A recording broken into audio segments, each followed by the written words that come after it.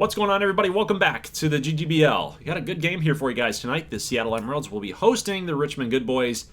Always one of my favorite matchups, and I honestly think that these two teams might be able to square off against each other in the Gold Series, in the Championship Series. Both teams in the middle of a playoff race. Richmond currently in first place, trying to hold off Philadelphia and Carolina, so they're trying to stave off two clubs that are chasing them. And then Seattle is currently in the wild card spot. They're trying to chase Los Angeles. So some pretty good teams here, Richmond and Seattle. I've seen some crazier things happen in the postseason in the GGBL back in 2021. Obviously, 23's installment's a little bit different of a game, so we'll just see how it all plays out, but it's going to be an interesting matchup to see kind of who stands out to me in a very tough matchup between these two squads.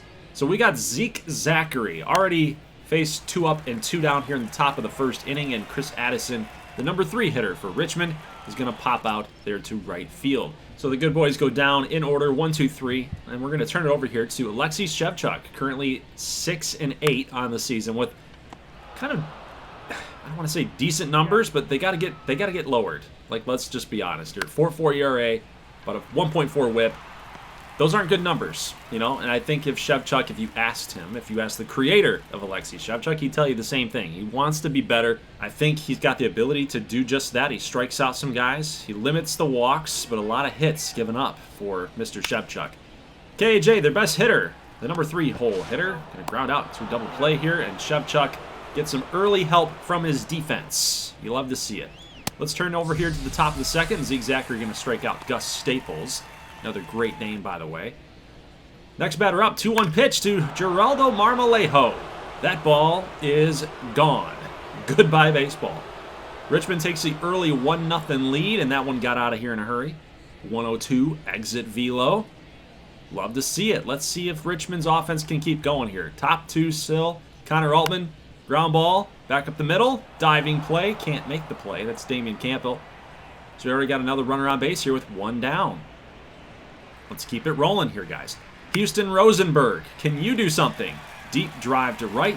Will they fly out? All right. 2 down. Again, let's see if we can get something done here. Darius Wilson, not hitting too bad. That looks good to me. Base knock up the middle. We got traffic. We got more traffic.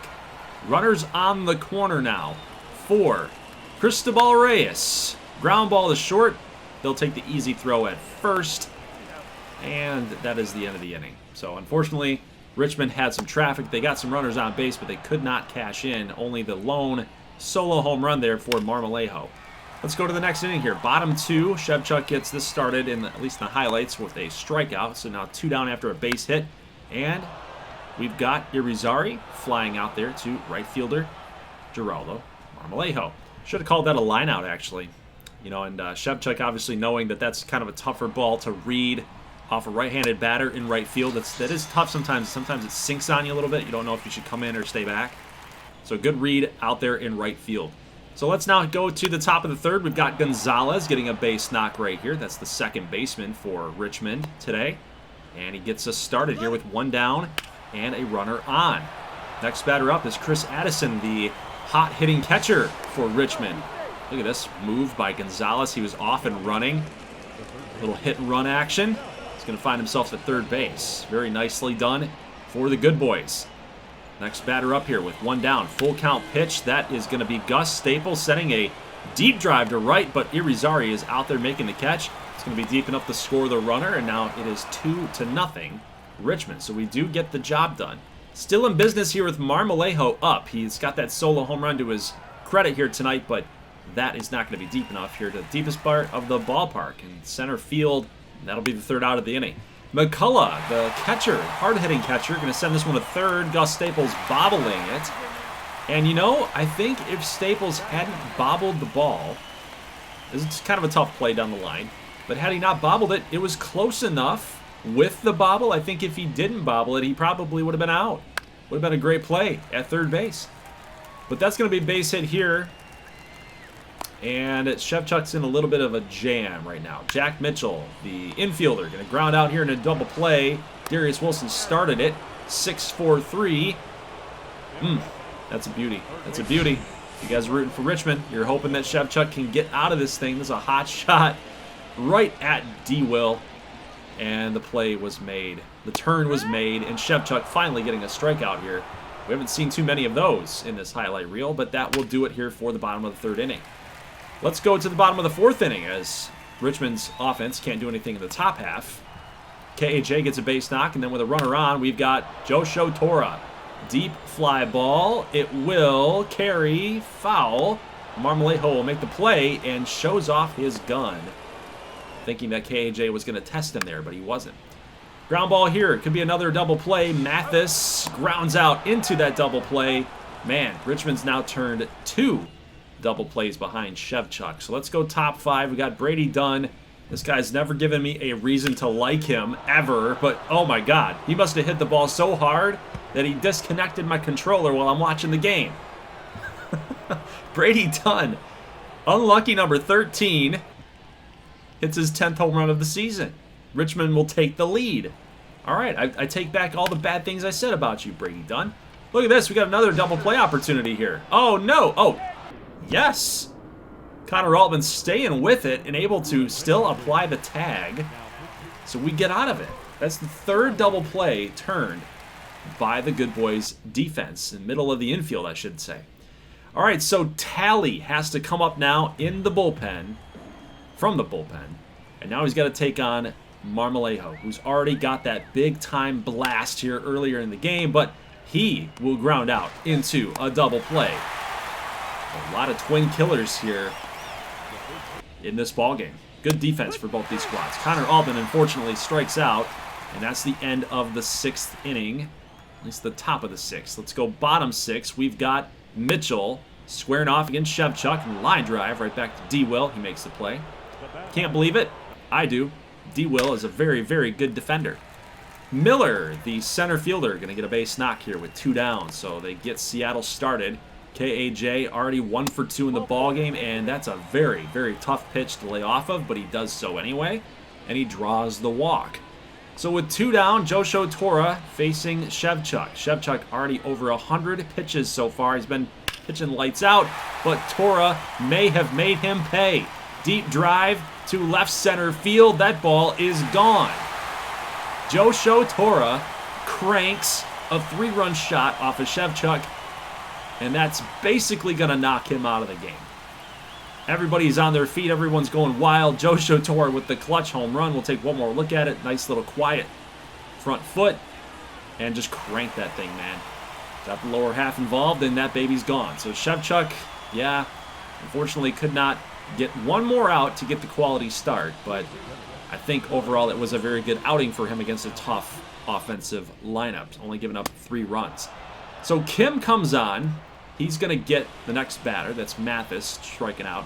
McCullough here in the bottom of the 7th. He's going to get him with a runner in scoring position. So we've got some clutch situations going on for both squads here. Ground ball. Right past Staples, but Dunn's going to throw it back to Staples, and Staples able to get it to Addison for the final out of the inning. Look at this guy. I'm like, I can't hate on him because it worked. But like, dude, I want to see your arm. Do you have an arm in left field? I don't know. He just like quickly just threw it over to Staples like, you take care of it. You handle it. You do it. Oh, that guy's brutal, man. Get him off the field. He's a DH in my book. Either way, we cut down the leading run. We saved the tie. It's 3-3. So top 8, base hit here for Addison. Had the runner moving. A little hit and run action going on. Now runners on the corners with Gus Staples. He's had a pretty good game so far, guys. Let's see what he can do with the bat. See you later. 3-run shot. Richmond will take the lead 6-3.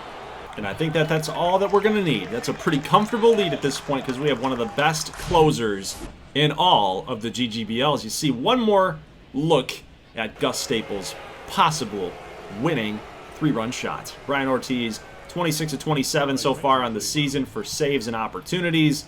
And he will get the final strikeout on Damian Campbell. And that's going to do it, everybody. Richmond will get a nice win here. 6-3 is your final score. And we'll take a look one more time here at the box score. See how everybody did as the full scope of the game. But 13 hits for 6 runs. 9 hits for Seattle, only 3 runs.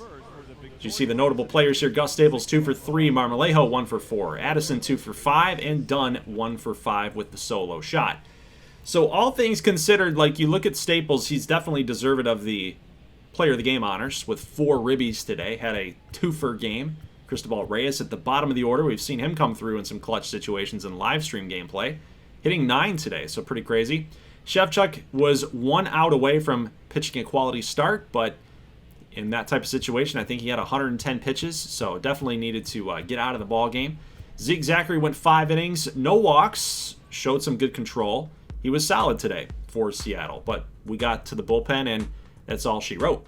So that'll do it for the video here tonight, guys. Leave a like if you like this thing. I'll see you tomorrow night at 9 o'clock Eastern Standard Time. We'll be doing the Prospect Showcase games. It'll be 2 games. And really what this game is trying to do is it's trying to show the custom players, so the guys that were Patreon submissions or YouTube channel membership submission players. We're going to see them in live game action. Plus, we're also going to get the non-custom players, so the CPU-generated guys that are also going to be included inside this draft class. So after that is all done, those 2 games, it'll probably be about 2 hours. So it's going to be a long stream tomorrow night. Hope you guys are ready for it. After those games are done, we're going to be headed right into the GGBL draft.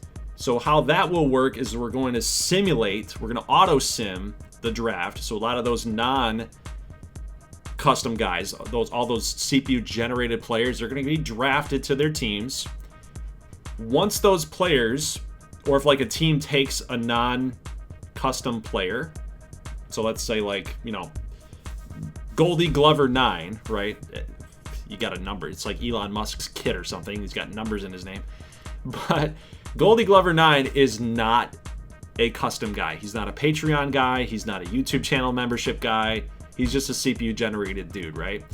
If he wasn't like good enough to make the showcase games, then I'm going to replace him with one of the GGBL custom players through Patreon or through YouTube channel memberships. So, like, let's say if I play second base, Goldglover's second baseman, there's a Patreon or YouTube channel member second baseman who's available. That's where that guy's going to replace that player. Does that make sense? I hope that makes sense. I'll explain it more in the live stream, but I hope that kind of gives you a little bit of a briefing on how this is all going to work. So I think it's fair that way, that players are not like, you know, somebody takes an outfielder and then you're replacing that outfielder with a second baseman. It's like, well, no, that team actually really wanted an outfielder. Now they're loaded at second base. It just doesn't help them, right? There's a reason why that team auto-simmed to pick those positions and pick those players, if that makes sense. So that's how the draft will work. That's how the showcase is going to work. We'll show 2 games there, do a quick rundown of the draft. Then after the draft is done, we're going to do a little simming. We're going to get to the All-Star festivities, so Home Run Derby and then the All-Star game itself. Then we're going to simulate all the way to the trade day, which is the trade deadline. And I'm going to collaborate with those of you that are still inside the chat. So we're looking at like maybe midnight, possibly 12:30, maybe 1 a.m. until this live stream is completed. And what we're going to do is we're going to talk amongst each other in the chat, like who should be on the block, what players should be on the block, what teams we think are buyers and sellers. Should be a very, very fun stream, and it's a good way for me to kind of collaborate with you guys, the community, who really love and enjoy this series. So guys, that's it. Again, make sure you leave a like if you like this thing, and I'll see you Friday night for a very long but fun stream. See you then. As always, thanks for watching, and peace.